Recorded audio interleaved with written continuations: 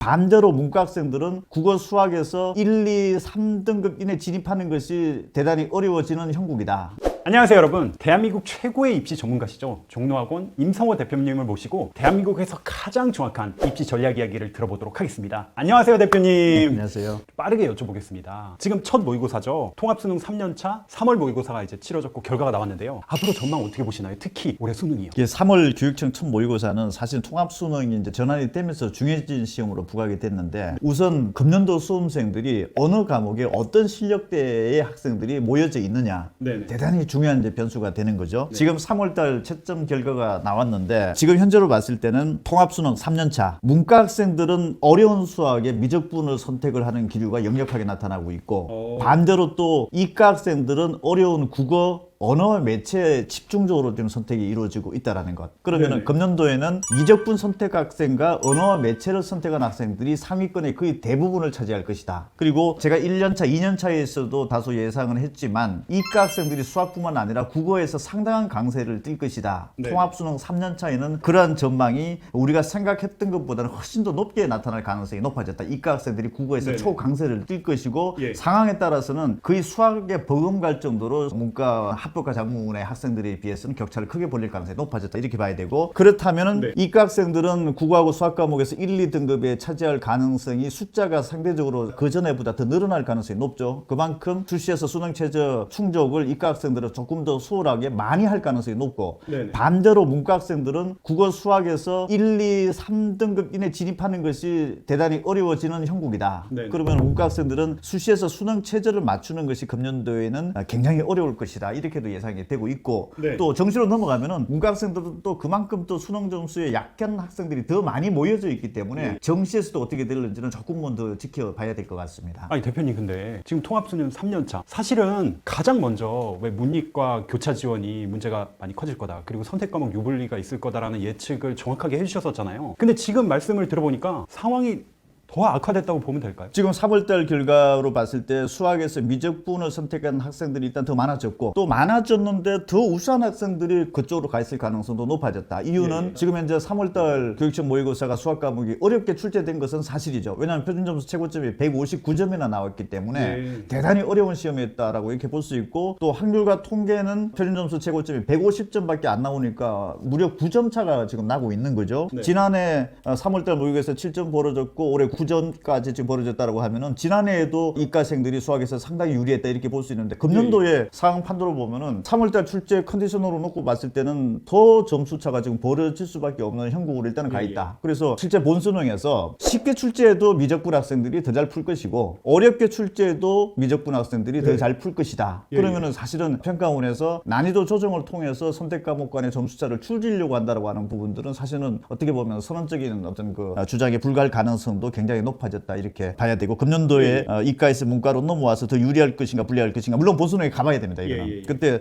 또 어떤 점수 차가 또 벌어질지 모르지만은, 현재로 봤을 때는 미적분 선택을 했던 학생들이 공통 과목을 더 잘 풀고 있고 확률과 통계 학생들보다. 그래서 수학 서론 문제 중에서 앞에서 22문제를 얼마만큼 더 잘 풀고 있느냐, 이것이 지금 현재로서는 대단히 중요하다, 이렇게 봐야 됩니다. 아니 대표님, 저는 되게 걱정이 되는데요. 왜냐면 대표님께서 이 문제점 지적을 계속했고 기사도 굉장히 많이 나왔단 말이에요. 이게 문과 학생들이 아무리 열심히 해도 이과 학생들한테 밀릴 수밖에 없는 그런 어떤 기울어진 운동장 같은 구조잖아요. 근데 다 나아진 게 없네요. 사실은 지금 현재로 봤을 때는 나아질 수가 없는 구조로 봐야 됩니다. 지금은 지금 통합수능 3년차인데 이 시험을 아예 없애든지, 아니면 현재 서론 문제를 22문제는 문과 이과생이 같이 풀고 있고 나머지 8문제를 지금 각각 이제 풀고 있는데, 어떤 점수 계산 방식으로 놓고 봤을 때 이 22문제의 격차가 너무 지나치게 크다. 점수가 그러면 상위권 학생들이 이과생에게 집중적으로 몰려질 것인데, 문제는 이제 문과나 이과나 거의 한 5대5 정도로 대학에서 선발을 한다라는 거죠. 그러면은 금년도에도 이과생이 문과로 상당히 또 넘어올 수밖에 없는 상황은 지금 현재 그라운드 컨디션으로 놓고 봤을 때는 1년차, 2년차보다는 더 쏠려져 있다, 이렇게 봐야 됩니다. 대표님, 그리고 사실은 많은 학부모님들과 학생 여러분들이 또 궁금해하는 게 사실 난이도거든요. 물론 당연히 이제 3월 모의고사밖에 안 됐으니까 난이도 예측은 어려울 수 있죠. 한데 그냥 지금 3월 모의고사만 놓고 본다면은 수능이 불수능일까요, 불수능일까요?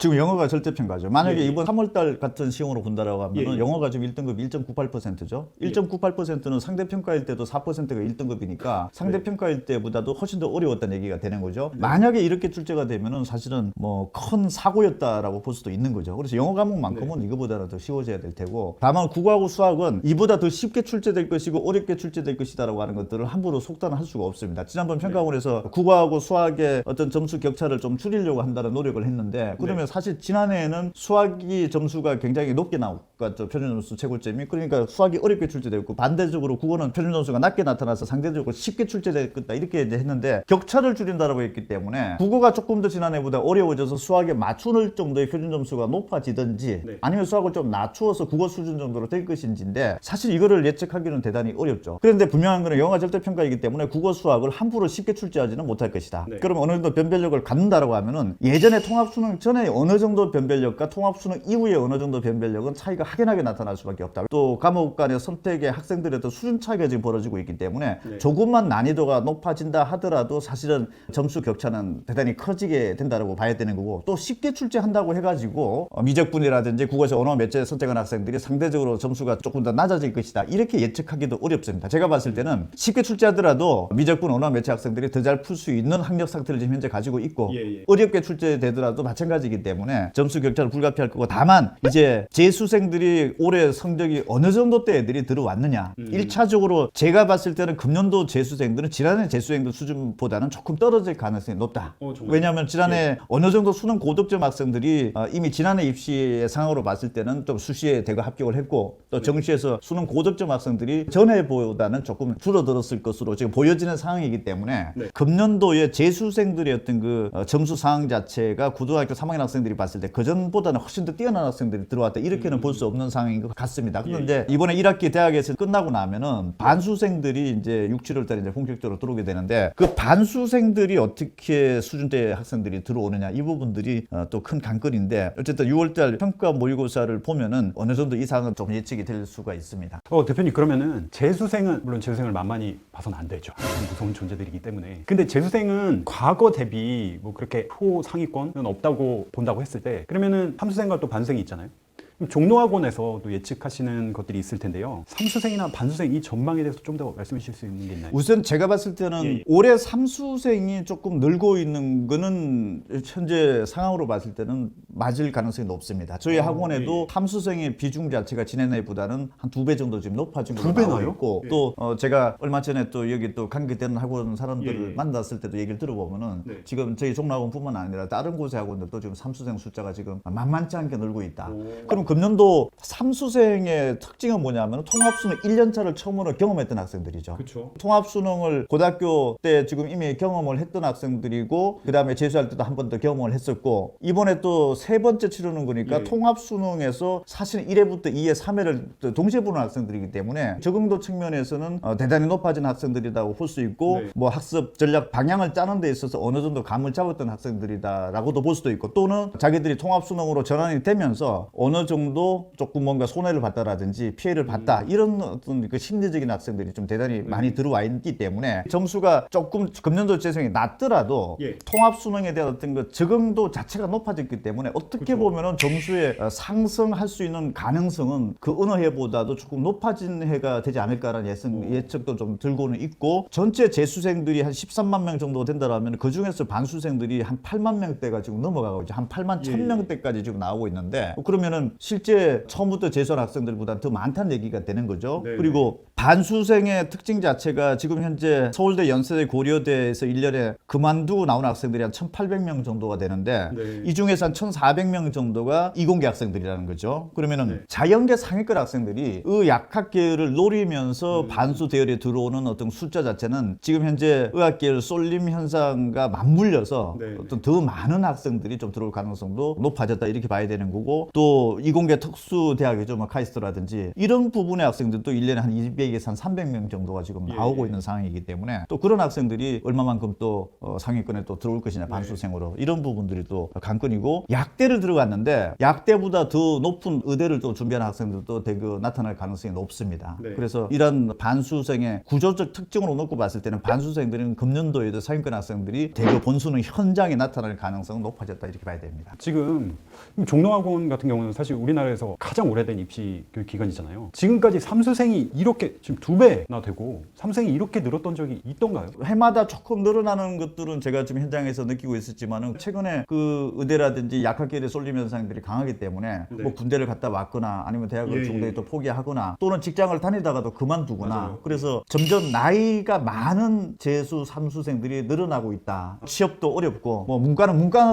나름의 어떤 그 취업난도 있고 어려움도 네. 있고 또 이과는 이과 나름대로의 또 상위권 대학 또 의학학계열 연쇄적인 어떤 그 쏠림 현상에 따라서 뭔가 도미노적으로 보면은 점차 재수를 했다가도 더 좋은 대학을 가기 위해서 삼수를 한다라든지 대학에 1학년을 버젓이 마친 상황에서도 2학년 때부터라도 그냥 다시 한번 재도전을 해서 대학을 좀 업그레이드 시킨다라든지 이런 분위기가 지금 현재로서는 생각했던 것보다는 강도가 좀 대단히 높게 나타나고 있고 특히 통합 수능이 되면서 이과에서 문과로 넘어와서 또 문과 학생들은 나름의 또 원하는 대학에 또 못 들어간다라든지 또 이과가 문과로 넘어왔는데 또 잘 또 적응이 안 된다라든지 이런 여러 가지 어떤 그 면들이 복합적으로 작용을 하고 있기 때문에 삼수생도 늘고 있는 상황으로 지금 재수학원 현장에서는 감지가 되고 있고 네. 그다음에 반수생의 증가세가 어느 정도 될지 모르겠지만 분명한 거는 반수생이 줄어들 것이다라고 예측할 수 있는 근거는 현재로서는 없다라는 거. 예, 그러면은 금년도에도 어쨌든 전체 재수생 중에서 절반 이상 정도가 반수생에 차지할 것으로 예. 보여지고 그렇다면은 고3 학생들은 재수생들을 염두에 두는 것도 있지만은 지금 현재 뭐 삼수생들의 어떤 여러 가지 잠재 성향들 통합수능 3년 차의 모든 경험을 다 해본다라는 거죠. 이 학생들은. 예. 지금까지 통합수능 이전과 통합수능 이후에는 사실은 수능의 준비 전략이라든지 방법이라 이런 부분들이 그 이전의 수능 세대와는 다른 것들인 거죠. 예. 그래서 이런 학생들이 재수하는 기간 동안에 얼마만큼 점수를 상승시킬 것인지에 대해서 제가 봤을 때는 삼수생이라도 하더라도 성적의 상승폭은 과거보다는 더 높아질 가능성이 충분히 있다 이렇게 봐야 되기 때문에 고3 학생들 이런 부분들도 좀 염두를 해둬야 되고 재수를 하는 학생들 또한 지금 반수생들이 이 정도 분위기에서 지금 특히 그 이과 쪽에서 지금 들어오는 학생들이 좀 많을 것으로 보여지고 있기 때문에 본수능 당일까지 사실은 끝까지 재수생들도 긴장을 해야 되는 해이기도 하다 이렇게 봐야 됩니다. 대표님 그러면은 올해 수능 같은 경우에 이제 전년도나 과거 비교했을 때 난이도로 보나 뭐 경쟁률로 보나 작년보다 수월할까요? 아니면 더 어려울까요? 물론 지금까지 데이터만 본다면요. 제 개인적으로 놓고 봤을 때는 어렵다라고 봅니다. 왜냐하면은 교육청에서 이제 3월달에 보고 5월달에 보고 이런 데이터들을 평가원에서 좀 다 지켜보고 있을 테고 네. 또 6월 평가 모의고사 때는 재수생들이 한 7만 명 정도 때가 이제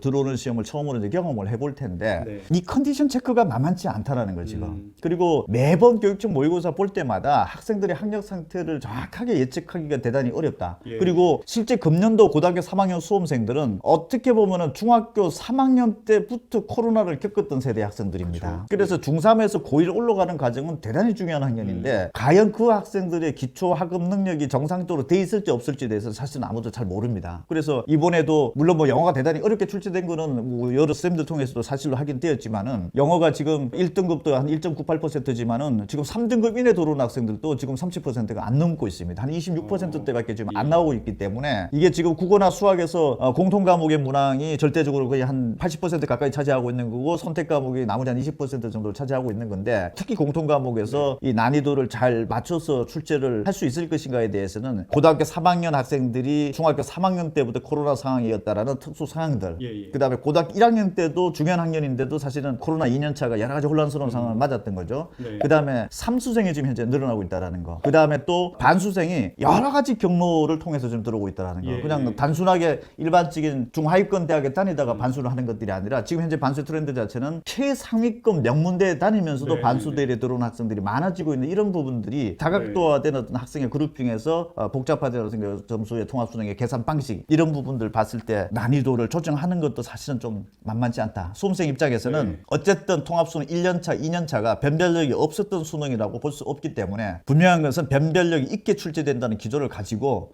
EBS에서 뭐 연계율을 좀 높이면서 조금 낮은 수준의 문제를 출제할 것처럼 비춰지고 예상을 한다라고 하는 것은 대단히 위험할 수가 있습니다. 아 이게 진짜 쉽지가 않네요. 왜냐면 지금 뭐 삼수생, 반수생 공격 들어오고 지금 뭐 문이과 통합 수능 때문에 뭐 힘들고 게다가 지금 코로나 때문에 제대로 공부도 못한 지금 수험생들이 있잖아요. 지금 고3들이. 그러면 너무나 안타까운 일이긴 한데 지금 종로하고는 사실은 이제 초등학교 학습 학습지부터 시작해서 뭐 재수, 삼수, 진짜 장수까지 다 커버를 하고 계세요. 거의 모든 학년, 거의가 아니라 모든 학년대를 다 속속들이 알고 계시죠. 학력 수준이 이렇게 코로나를 완전히 거친 이번 이제 고3 학생들이 가장 떨어진다고 볼 수가 있나요? 아무래도 그런 영향이 없잖아 있을 것 같아서 한번 여쭤보는데요. 학력이 떨어진다라고 하는 것을 얘기를 할 때 평균적으로 떨어지는지 안 떨어지는지는 뭔가 지표 자체가 좀 분명하지 않기 때문에 지금 현재 평균적인 의미로 봤을 때는 뭐 국가에서 지표 발표상으로 봤을 때는 좀 떨어진다고 나오고 있죠. 근데 제가 봤을 때는 격차 문제가 대단히 좀 우려 포인트라는 거. 그러니까 잘하는 10%와 그렇지 않은 90%의 이 간격 자체가 얼마만큼 그런 요인들로 인해서 더 벌어졌느냐,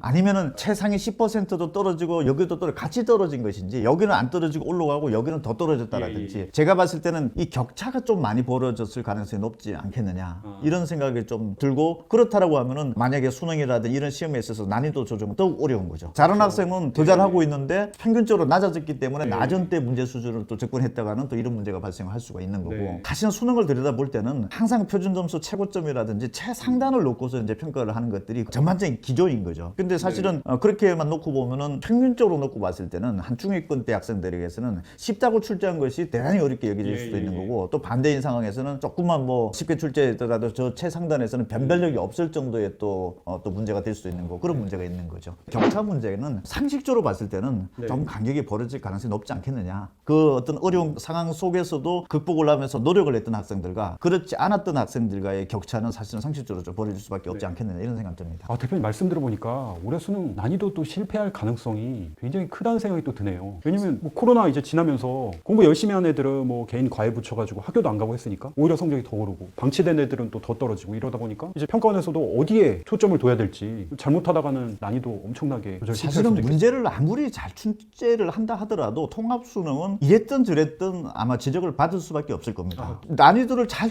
초점을 맞춰서 출제를 했다고 하지만 지금 줄서기 서 있는 학생들이 어느 대열에서 어떤 수준대 학생들이 지난해보다 더 우수한 학생들이 가 있는지 덜 가 있는지, 이런 부분들이 작동이 되는 어떤 시스템의 방식이기 때문에 사실은 평가원에서 시험 문제를 정말 훌륭한 문제를 출제했다 하더라도 저쪽 집단에 서 있는 학생들이 예전보다 훨씬 더 못한 학생들이 저기에만 다 줄을 서 있다고 하면은 이 격차는 더 크게 벌어질 수밖에 없다라는 거죠. 그래서 격차의 문제는 난이도와 상관없이 발생할 수밖에 없다라는 부분들이 있고, 또 여기에서는 수험생 입장으로 놓고 봤을 때는 입시 전략을 짜고 또 예상 합격선을 또 추정을 하고 원서를 낸다라는 것이 대단히 부담이 될 수밖에 없죠. 그래서 지난해부터 지금 수시를 원서를 내는 데 있어서 과거보다는 제가 봤을 때는 무리한 도전은 많이 사라지지 않았느냐. 그래서 자칫 잘못하면 정시에서는 어떤 상황 판도가 벌어질지를 전혀 예측이 안 되기 때문에 수시를 조금 보수적으로 합격 안정권으로 보는 어떤 그 지원 추세가 좀 역력하게 나타나는 것 같고, 그래서 지난해 입시 결과로 봤을 때는 수능의 고득점 학생들도 무조건 정시에서만 노렸던 것이 아니라 수시에 어느 정도 합격선 안에 들어가는 어떤 그 선택을 했지 않았을까, 이런 생각이 좀 추정이 됩니다. 대표님, 그러면은 이것도 올해 입시 정말 쉽지 않아 보이는데요. 정말 혼란스러운 시기인 것 같습니다. 그래서 그러면은 어떻게 준비를 해야 되는지 좀 그런 어떤 전략이나 방법들, 아마 분명히 종로학원에서도 이미 대책을 세우셔서 실행 중이신 걸로 아는데, 그런 좀 팁 같은 걸 알려주실 수 있을까요? 그냥 통계적으로 놓고 봤을 때는 문과 학생들이 점수가 안 나오는 게 수학이죠, 지금 이제. 그러면은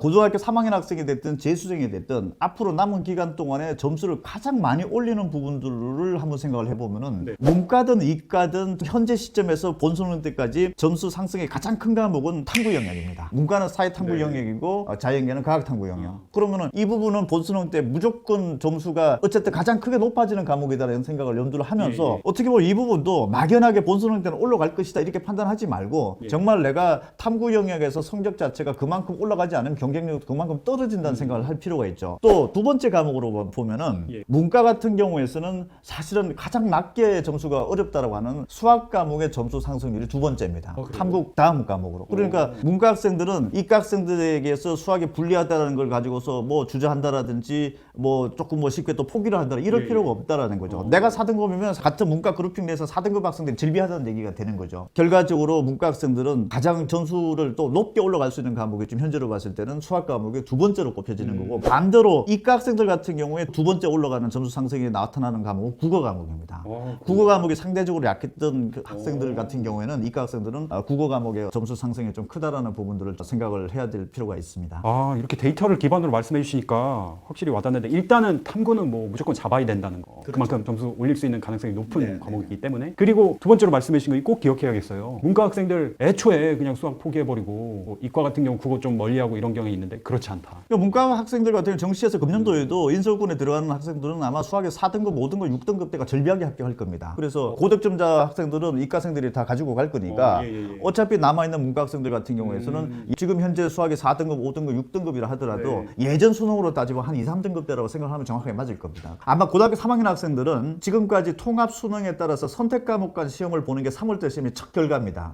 그래서 이번에 지금 시험 점수 결과를 받아보면은 문과 학생들 같은 경우에는 굉장히 수학 과목에서 평상시에 생각할 수 없었던 점수표를 지금 현재 받아 있을 겁니다. 또 반대로 이과 학생들 같은 경우에는 평소보다는 조금 더 수월하게 지금 이 등급 안에 진입을 했구나 수학 과목에서 이런 것들을 느낄 텐데 이거는 이번 3월달 시험 자체가 통합수능의 첫 형태의 첫 시험입니다. 그러니까 문과 학생들 같은 경우에는 수학의 점수가 안 나온다 하더라도 너무 기죽지 말라는 메시지는 대단히 중요합니다. 그리고 이과 학생들 같은 경우에는 평상시 때보다 좀 높게 나왔을 겁니다. 이런 선택 시험으로서 보는 첫 시험이기 때문에 그래서 이과 학생들 같은 경우에는 남아있는 기간 동안에 과학 탐구하고 국어 과목 그다음에 문과 학생들 같은 경우에는 사회 탐구와 수학 과목에 대한 어떤 그 점수 상승을 기대할 수 있는 과목이니까 끝까지 한번 최선을 다할 필요가 있습니다. 아, 대표님 정말 좋은 말씀 해주신 것 같습니다. 기죽지 말라는 이야기와 끝까지 포기하지 말라는 이야기까지 아마 학부모님들 모두에게 굉장히 희망을 또 마지막으로 주신 것 같은데요. 너무 감사드리고요. 다음에 또 제가 궁금한 것들 왕창 가지고 또 한번 여쭤보도록 하겠습니다. 오늘 너무 감사했습니다. 감사합니다.